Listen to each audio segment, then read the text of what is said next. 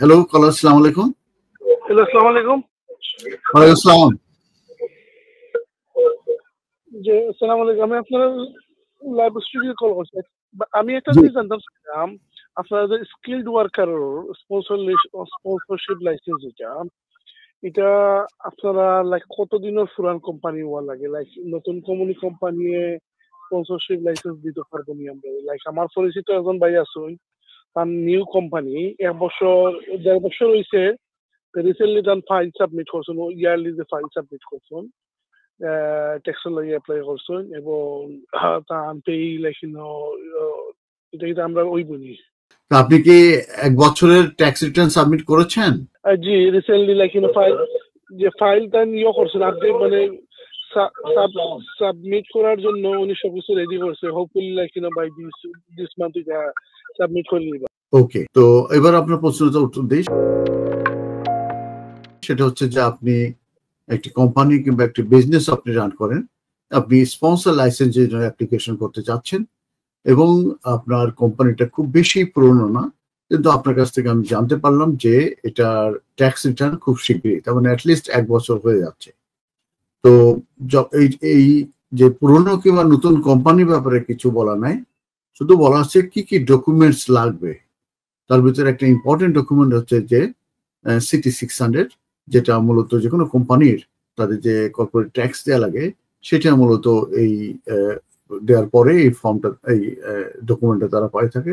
অতএব কোনো কোম্পানি হলে সিটি 600 লাগবে, ট্যাক্স রিটার্ন লাগবে, তারপরে আপনার লিজের কপি কিংবা টেন্যান্সি এগ্রিমেন্ট লাগবে, এমপ্লয়ার্স লায়াবিলিটি ইন্স্যুরেন্স লাগবে, ১ বছরের অ্যাকাউন্ট সামারি লাগবে, তারপরে আপনার বিজনেস ব্যাংক স্টেটমেন্ট লাগবে। এই ডকুমেন্টগুলো হলে কিন্তু অ্যাপ্লিকেশন করা যাবে এবং অ্যাপ্লিকেশন একটি অনলাইন অ্যাপ্লিকেশন এবং এটা একটা ফিস দিতে হয়। এটা করে সাবমিট করে এবং অনেক কোশ্চেন থাকবে, অনেক ইনফরমেশন থাকবে, সেগুলো কমপ্লিট করে এবং কেন আপনি এই স্পন্সর লাইসেন্স নিতে যাচ্ছেন এক্সপ্লেনেশন দিয়ে এবং সেখানে আপনার কতগুলো আপনার এমপ্লয়মেন্টে আছে তাদের এবং কোন পোস্টটা আপনার খালি রয়ে গেছে, কেন এটা আপনি নিতে যাচ্ছেন, এগুলো এক্সপ্লেন করে আপনি যদি অ্যাপ্লিকেশন করেন কিংবা অ্যাপ্লিকেশন করার পরে একটা ফিস আছে, সেই ফিসটা দিয়ে সম্ভবত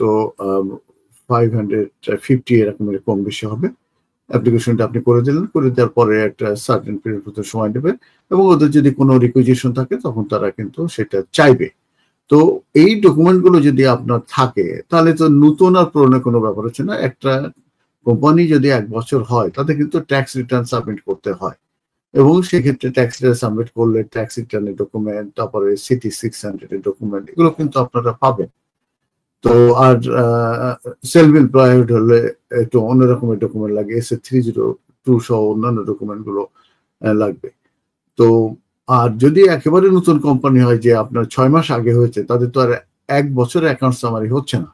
সেক্ষেত্রে যেটা করা যেতে পারে যে প্রজেক্টেড যে অ্যাকাউন্টস সেটা কিন্তু তারা সাবমিট করতে পারে এবং সেটার উপর যদি আপনারা অ্যাকাউন্টেন্টের কাছে সেভাবে যদি আপনারা এই লেটার নেন এবং একটি যদি প্রজেক্টের যদি অ্যাকাউন্ট সামারি করে দেয়, সহজ যদি অন্যান্য যে ডকুমেন্টগুলো আছে সেগুলো যদি আপনার অ্যাভেলেবেল থাকে তাহলে কিন্তু আপনি অ্যাপ্লিকেশন করতে পারবেন এবং একটা সার্টেন পিরিয়ডের পরে কিন্তু একটি ডিসিশন আসবে। এর ভিতরে যদি কোনো ইনকোয়ারি থেকে থাকে তাহলে তারা রিকুইজিশন পাঠাবে, দ্যাট মিনস কি কি ইনফরমেশন তাদের দরকার সে অনুযায়ী আপনি ডকুমেন্টগুলো পাঠালে অ্যাপ্লিকেশনগুলো সাকসেস হতে পারবে।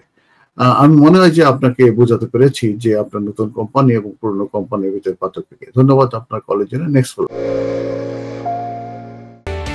MQ Hassan Solicitors, helping people through the laws. আমাদের রয়েছে দক্ষ ও অভিজ্ঞ লয়ার টিম যাদেরকে আপনি নিশ্চিন্ত মনে বিশ্বাস ও নির্ভর করতে পারেন for quality of work and excellent client care.